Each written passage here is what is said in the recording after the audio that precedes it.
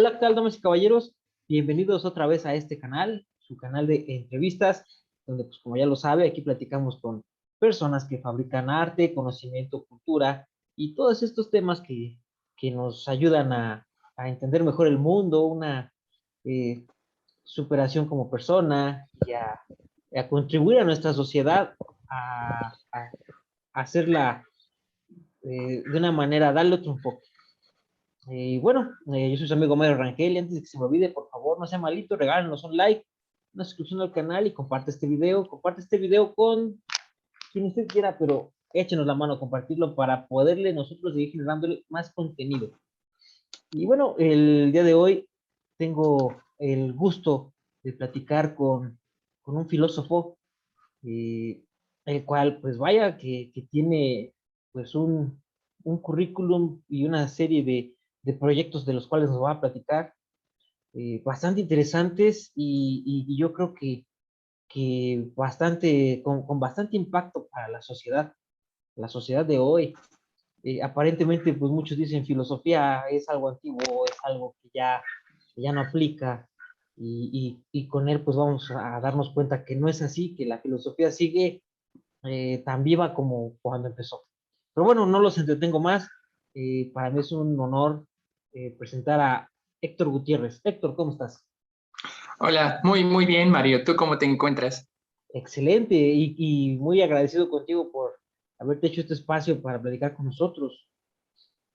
Eh, No, primero que nada, pues muchas gracias por la invitación. Me siento también muy honrado de estar aquí contigo. Oye, Héctor, eh, antes que nada, eh, cuéntale a los que nos escuchen y nos ven, ¿quién eres? ¿Qué haces? ¿A qué te dedicas? Pues, mira, soy licenciado en filosofía. Estudié la carrera en la Facultad de Estudios Superiores Acatlán, que es parte de la UNAM. Ahí hice un trabajo de investigación para titularme sobre la crítica de la razón pura y durante mi estadía en la licenciatura, pues estuve participando en varios proyectos como en seminarios de investigación, en proyectos como entre multidisciplinarios, entre filosofía y comunicación, en investigación sobre filosofía moderna, sobre filosofía antigua, y algo que de lo que a mí más me gustó fue unos círculos de estudio que hicimos entre algunos compañeros, sobre todo para estudiar a Hegel y a Kant, que fue como de lo más fructífero que estuve trabajando en la licenciatura.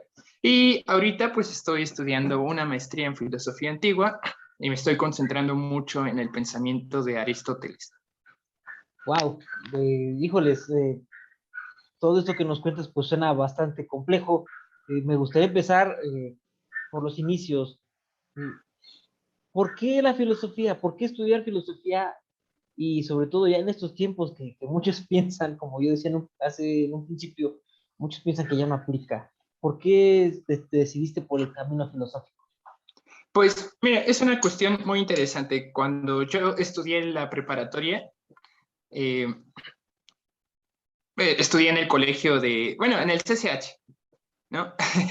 Y pues llevas obligatoriamente filosofía, pero de entrada yo no quería estudiar, no sabía ni qué era la filosofía, ¿no? Quería ser arquitecto o algo por el estilo, más como el dibujo o algo que tuviera que ver con producción musical o comunicación, ¿no? Como más de, que sí eres medio artístico el asunto, pero pues, es como completamente diferente a la filosofía.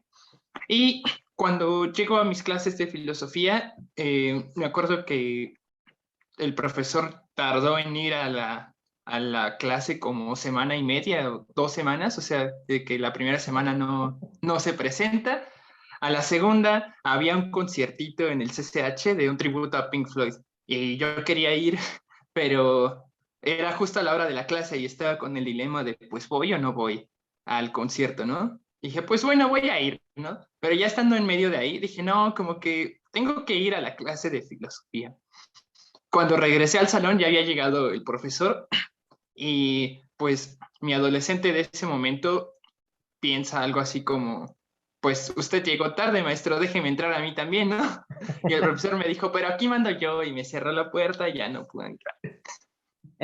Entonces eso como que fue una impresión fuerte de un maestro que creo que hasta el momento no haya tenido alguna impresión tan autoritaria de alguien, en ese sentido, ¿no? De imponer la disciplina independientemente de cuáles sean las circunstancias.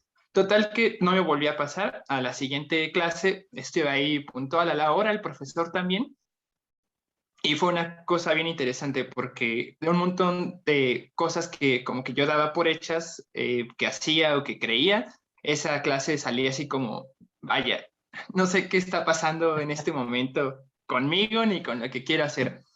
Y poco a poco me fue enamorando tanto la clase como la filosofía. Y el punto de quiebre, que fue cuando decidí, por fin, o sea, cuando ya tomé la decisión, fue que lanzaron un concurso de escritura de ensayo. Bueno, era un concurso sobre el Día del Amor y la Amistad, y tenía muchos rubros, ¿no? Tanto creación artística, música, arte, poesía y ensayo filosófico, que pues estaba hecho para estudiantes de CCH, era como intercolegial el concurso. Y el profesor de filosofía seleccionó a unos cuantos para que participáramos, y entre esos estaba yo y otros 3 compañeritos.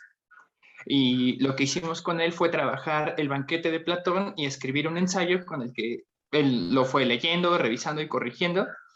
Y pues a partir de ahí, cuando terminamos lo del concurso, fue para mí como independientemente de cuál fuera el resultado, pues ya sabía que quería estudiar filosofía, ¿no? Ya me había acercado un poquito a Platón y a unos cuantos presocráticos, y pues fue ese como el punto de quiebre que dije, pues sí, esto es lo que quiero hacer.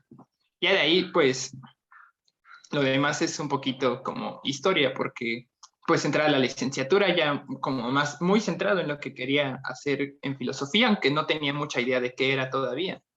Pero prácticamente la razón, así en pocas palabras, de por qué, pues fue porque me hizo cuestionarme qué estaba pasando conmigo y con mi vida en ese momento. Oye, Héctor, pero, eh, híjoles, en México la filosofía eh, sigue vigente, se voltea a ver.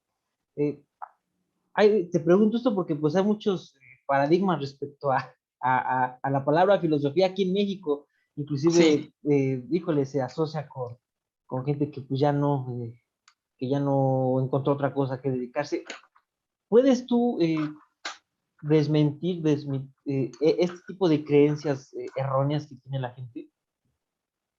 pues es un poco el típico de que te preguntan, ¿vas a estudiar filosofía y de qué vas a vivir, no? Creo, va un poco por ahí la pregunta.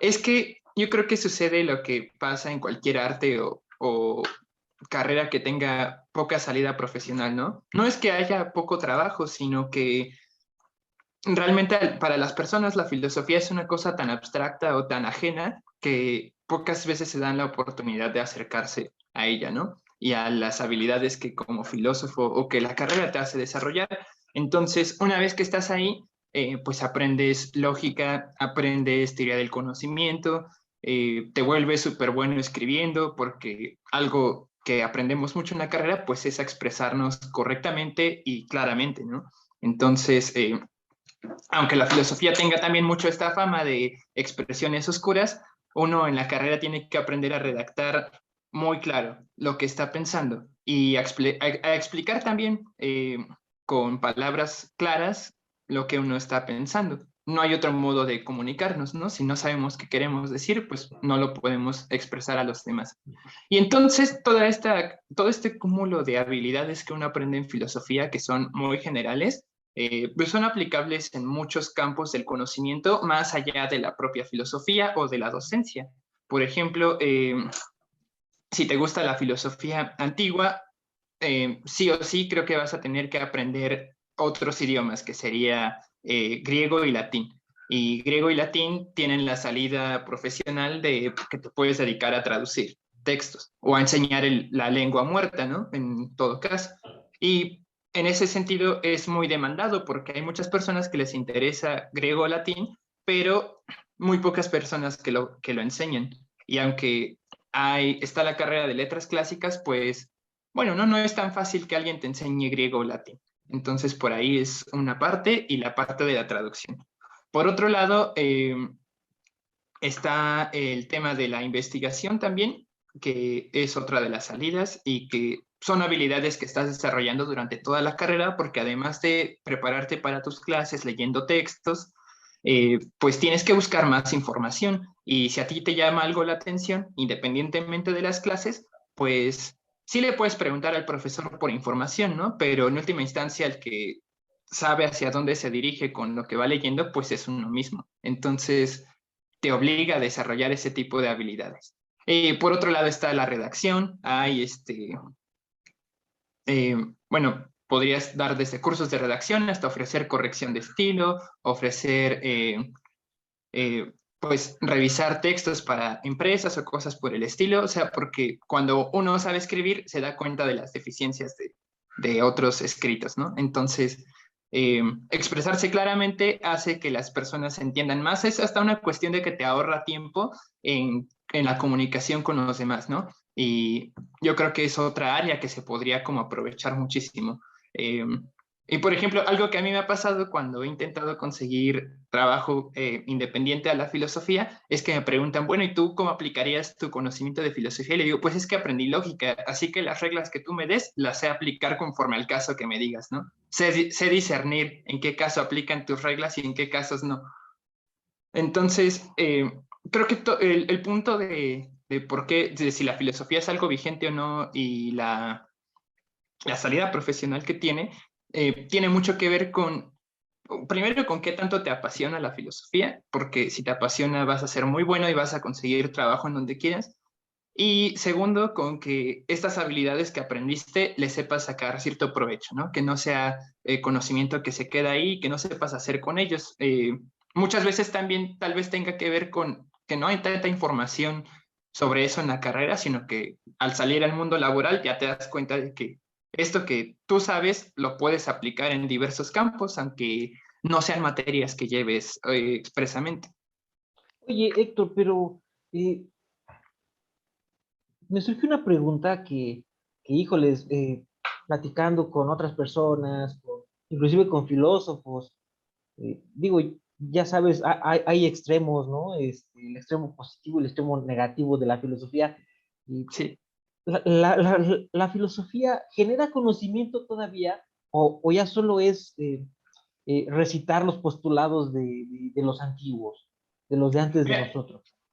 yo diría que la filosofía en ningún momento ha generado algún conocimiento, porque si pensamos que justamente la filosofía es este poder preguntarnos sobre ciertas cosas y seguir indagando todo el tiempo, o sea, la persecución por la verdad, pues realmente no hay un manual o un cúmulo de conocimientos que tengas que saber para ser o no filósofo, sino que creo yo que está más bien en el preguntar. Tal vez en ese camino sí se generan ciertas posiciones o, es que no quería decir dogmas, pero pues sí, digamos como ciertas doctrinas al respecto, ¿no? Y a lo largo de la historia de la filosofía las puedes ir viendo, ¿no? Que está el idealismo, que está el empirismo, etcétera, como doctrinas o cuerpos de conocimiento ya muy bien formados, pero en última instancia creo yo que lo que ha mantenido viva la filosofía durante tanto tiempo, pues es el estar cuestionando, o sea, tú ya llegaste a esto,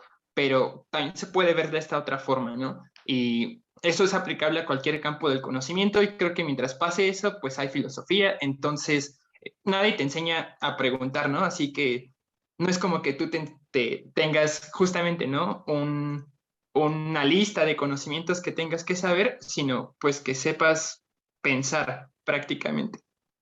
Entonces, digamos que desarrolla la capacidad de abstracción, por llamarlo de alguna manera, para poder analizar situaciones, problemas, poder dar o encontrar una solución. Sí, prácticamente creo que lo pondría en esos términos. O para dar como una visión diferente a esto, es que por lo general cuando nos comunicamos pues solemos ser como muy pasivos con respecto a la información que recibimos, ¿no? Y prácticamente lo que suele suceder es que te cuentan alguna opinión y si no eres crítico con ese tipo de cosas, pues suele haber reproducción de opiniones, ¿no? Por todos lados. Y creo que la filosofía lo que hace es decir, no, espérate, ¿eso que me estás diciendo es verdadero o falso? ¿Yo lo creo o no lo creo? ¿Está bien planteado o está mal planteado, no? ¿Tiene lógica o no tiene lógica? Ok, Eso me parece que es como el valor de la filosofía, que cuando tú te comunicas con alguien, que en este caso sería cuando nos comunicamos entre humanos, pues ya no es un pasar información pasivamente, sino que te vuelves alguien activo en la comunicación, porque escuchas y eso que escuchas lo piensas y no lo reproduces antes de poder discernir al efecto. ok, perfecto. No sé Eh, si con eso esté más claro un poco. no, no, claro que sí, me queda claro y creo que a los que nos escuchan y nos ven también. Oye, y es precisamente con esto con lo que quiero dar paso a lo que tú vienes desarrollando, que está pues relacionado con esto que estamos platicando, ¿no? Tienes Sí. ahí un proyecto para empezar, el primero que tienes es de la de lectura, ¿no? Platícanos un poco de eso. Me comentabas el de la licenciatura, ¿verdad? No, de el que, ¿cómo leer un libro? Ok, El ok. proyecto de cómo leer un libro. Sí, mira, inicialmente esto de cómo leer un libro viene de una plataforma que estoy intentando como consolidar, que se llama Hablemos de Filosofía.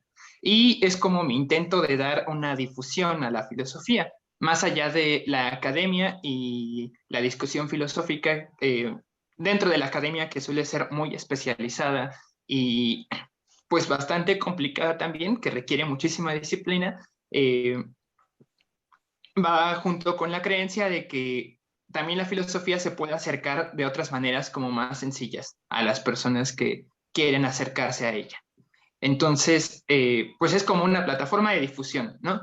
Y lo que intenté o lo que se me ocurrió hacer ahí fue un taller que, que también está un poco basado en cuáles considero yo que fueron un poco las deficiencias de mi formación universitaria, ¿no? Que a lo largo de la carrera leemos un montón de libros, pero cuando llegas no sabes ni qué hacer con estos textos porque son muy complicados, tienen formas que uno, al menos uno como, pues como joven que es estudiante, nunca había visto. Por ejemplo, en nuestra primera clase que tuvimos, leímos uno que se llama Ética demostrada según el orden geométrico, que el título ya de por sí está súper complicado. Entonces, cuando abres el libro, tiene forma de tratado matemático y habla sobre ética. O sea, te presenta axiomas, demostraciones y demás, ¿no? Como una estructura que sí es muy clara, pero que cuando eres principiante en esto no sabes ni qué hacer con eso. Y tal vez le entiendes un poco a lo que está diciendo, pero el libro no tiene una introducción y tampoco tiene un propósito muy claro indicado de qué es lo que estoy intentando hacer con esto, ¿no? Entonces, bajo ese tipo de consideraciones, yo pensé, bueno, es que si para estudiar filosofía requieres uno, saber bien qué hacer con todo este tipo de libros y otro, todos estos autores tienen una formación, pues, que no es solamente filosófica, ¿no? Sino que es retórica, que es gramática, que es matemática, física, porque es hasta, es más cercano a nosotros que la filosofía sea una cosa independiente que a los filósofos que nos han seguido en la historia de la filosofía. Entonces, ahí los raros somos nosotros, ¿no? Que no tenemos una formación tan completa en tantas cosas como ellos. Y justamente lo que el taller intenta es dar un acercamiento a a quien está comenzando a estudiar filosofía o quiere comenzar a estudiar filosofía, pero que cuando agarra el libro, pues se encuentra en esa misma situación de no saber qué rayos hacer con el libro, ¿no? Y pues está pensado como en tres etapas diferentes de lectura para que haya una etapa de pura comprensión, una etapa de comprensión de las partes del libro, o sea, de los capítulos y distintos argumentos que se dan con relación al libro en su totalidad, y una etapa de crítica en la que eh, pues se pueda plantear, ya una vez que leíste el libro, tú qué piensas de eso, ¿no? No es algo que yo me haya inventado, sino que estoy siguiendo los planteamientos de un filósofo que se llama Mortimer Adler, que él más que estudiar filosofía, estudió artes liberales. Y las artes liberales, pues es un plan de estudios más cercano a la educación antigua, que es el trivium y el quadrivium, que es justamente física, gramática, música, matemáticas. Y todo eso es la preparación para hacer filosofía, según se creía antes. Pero oye, esta plataforma, esto que estás implementando, ¿para quién va dirigido? ¿Para los estudiantes que quieren incursionar en la filosofía? ¿Para público en general? ¿Para quién? Yo creo que va dirigido al público en general, pero que tiene un interés en la filosofía. O sea, no solamente en recibir, digamos, como videoblogs de internet o reseñas de libros, sino que está interesado y quiere acercarse por sí mismo a la filosofía. Oye, ¿y qué es lo que esperas tú como formador, por decirlo de alguna manera? ¿Qué es lo que esperas tú que el que se acerca a este tipo de opciones que tienes? ¿Qué esperas que cuando termine el curso? O sea, ¿qué se espera del alumno, por así decirlo? Sí, pues mira, el taller dura 8 sesiones, ¿no? Que en realidad es muy poquito como para decir que se puede lograr desarrollar habilidades muy especializadas en la lectura, ¿no?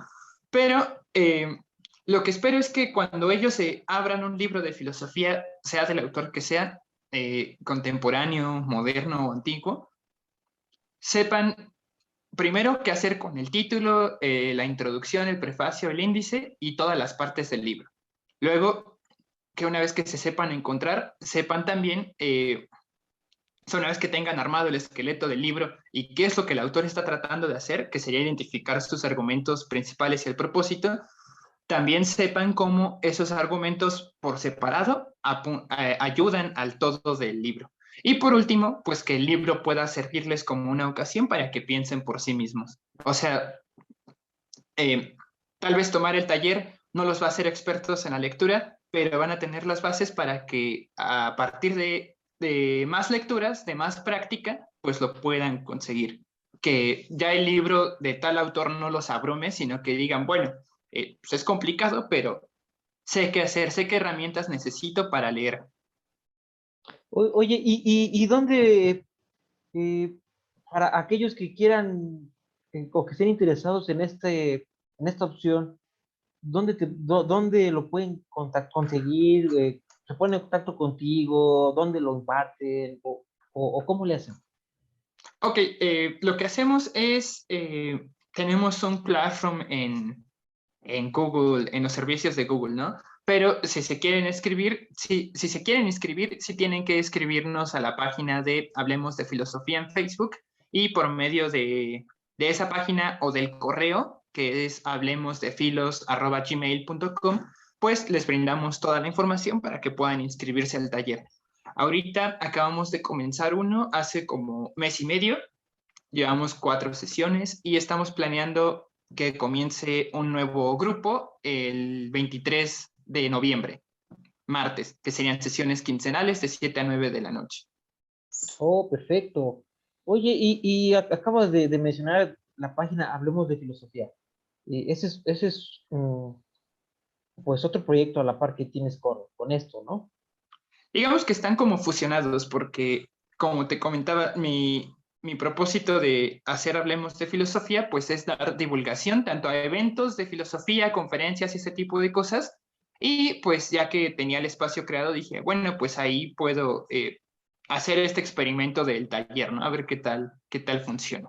Y pues hasta ahorita va dando buenos resultados, pero el punto, creo que el propósito sería que genere como suficiente contenido o afluencia de gente para que pues haya difusión a los eventos, conferencias y demás.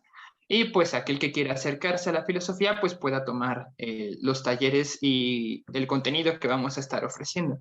Oye, y en este proceso de difusión de la filosofía que tú estás llevando, eh, mi pregunta es, ¿hay eventos filosóficos aquí en México? ¿Hay varias opciones o es muy limitado?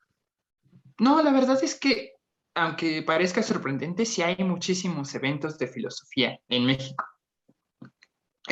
Por lo general tienen el formato de coloquio, congresos o conferencias. Y lo más curioso es que a partir de la pandemia se han vuelto bastante internacionales.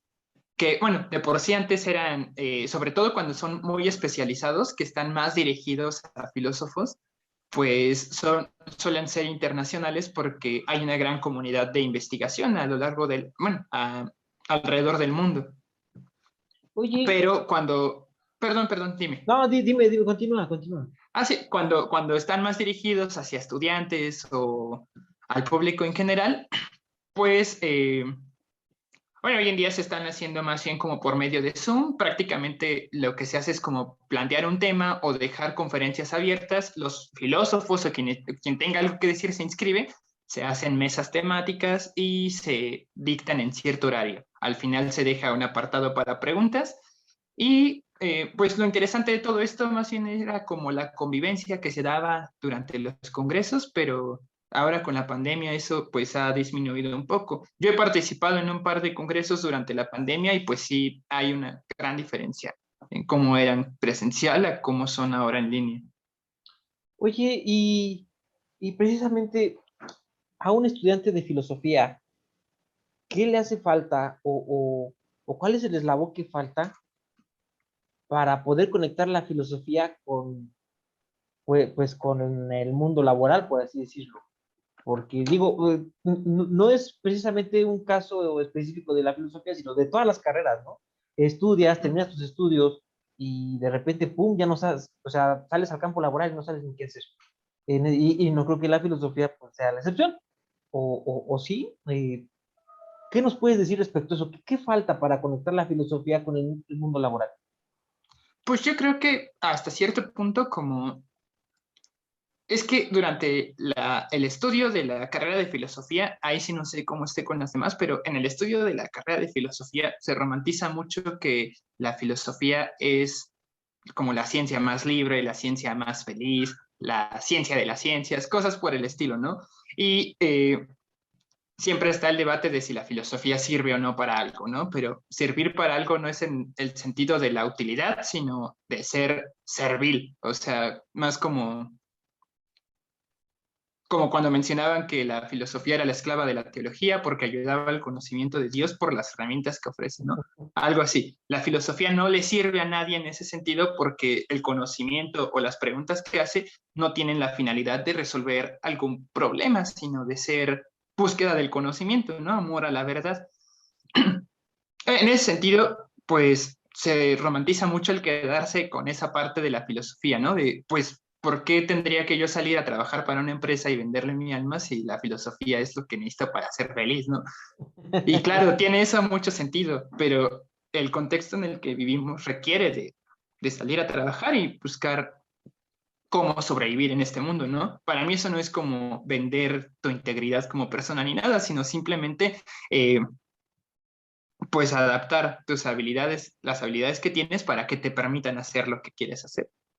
Porque claro, estar en un trabajo formal requiere que sacrifiques un poco el tiempo, ¿no? Pero si no lo sacrificas, al mismo tiempo tienes una situación complicada. Entonces, es parte y parte, ¿no? Entonces, quizá al estudiante de filosofía lo que le haría falta sería no exactamente que deje esta parte como bonita y bella de la filosofía, sino el hacerse consciente del panorama del ambiente laboral y las habilidades que se requieren para ingresar. Pero también que hay muchísimas salidas y que pues que haga lo que más le guste y que sí, lo que lo haga feliz, ¿no? Porque en cualquier trabajo, si no te hace feliz, pues no va a haber oportunidad de tener éxito. Claro, bien decía Confucio, ¿no? El que trabaja en lo que le gusta jamás tiene que trabajar. Exactamente. Híjoles. Y caray, Héctor, pues el tiempo se nos agota. No sé si quieras agregar algo más a esta plática. Pues quizás solamente dejar un poquito más claro que Aparece de repente la filosofía como muy desoladora porque es un camino que pues te lleva a preguntarte y a veces a preguntarle a todos los demás porque, claro, cuando uno descubre algo en este sentido, siempre busca comunicárselo a los demás y a veces uno se siente un poco solo porque no encuentra con quién hablar de este tipo de cosas, sobre todo si en la facultad o en la escuela tampoco te haces de muchos amigos, ¿no? Pero en realidad no es tan desolador ni tan feo el camino de la filosofía. Sí hay muchas salidas, tanto laborales como profesionales, y siempre hay alguien que está dispuesto a escucharte. Entonces, no, que no se desanimen si quieren estudiar filosofía, es bastante bello, creo. Y pues nada, o sea, si te gusta, pues adelante, ¿no? Siempre habrá alguien que te quiera apoyar. Perfecto, Héctor. Oye, una última pregunta. ¿Habrá en tu proyecto de difusión de filosofía, de llevarla a más gente, habrá círculos de filosofía? ¿Habrá algún proyecto así para los que estén interesados? Oh, sí, claro, qué bueno que me recuerdas. Estamos planeando a finales de noviembre o inicios de diciembre lanzar un círculo de estudios sobre la ética nicomaquea de Aristóteles, que sería un acercamiento muy parecido a lo de cómo leer un libro, o sea, como aplicando todo ese tipo de conocimientos a leer la ética nicomaquea. Entonces, no importa que no tomen el taller, se pueden unir desde el principio y pues el punto es leerla, creo que a la parte de las pasiones del alma de Descartes, como para ver ese tipo de confrontaciones de tesis completamente distintas. Pero perdóname, no es la ética nicomaquea, sino el libro de Acerca del alma de Aristóteles, Oh, perfecto. en contraposición con las pasiones del alma de Descartes, que tienen ahí como debate muy interesante sobre qué es la vida, sobre qué es el alma o si existe. Oh, Dos grandes temas, perspectivas muy diferentes. ¿no? Y grandes temas bastante interesantes, oye. Y bueno, para los que quieran participar en esto y en todo o más bien quienes quieran saber más sobre los proyectos que tienes, ¿dónde te pueden encontrar? ¿Dónde se pueden poner en contacto contigo? ¿O cómo? Sí, mira, busquen la página de Hablemos de Filosofía o en el correo hablemosdefilos@gmail.com. Por el momento son como los canales de comunicación que tenemos. No sé, yo creo que podemos dejar la liga en la descripción, ¿no? Del Claro, video para que la puedan encontrar fácilmente. claro, amigos, las ligas a que comenta Héctor las vamos a dejar aquí en la descripción del video para que ustedes puedan ponerse en contacto con él y así poder saber más de lo que tiene Hablemos de Filosofía. Héctor, ha sido un placer platicar contigo. Híjoles, el tiempo se va como agua, pero pues bueno, la plataforma no me permite más. Eh, Te mando un gran abrazo y no sin antes pedirle a los que nos ven y nos escuchan que se suscriban al canal y nos regalen un like, píquele a la campanita de las notificaciones para que se entere cuando subamos contenido nuevo y por favor comparte este video con todos los que quiera usted, pero ayúdenos a llegar a más audiencia. Fue un placer, Héctor. Cuídate mucho y seguimos Muchas en gracias, contacto. Mario. Seguimos en contacto. Muchas gracias.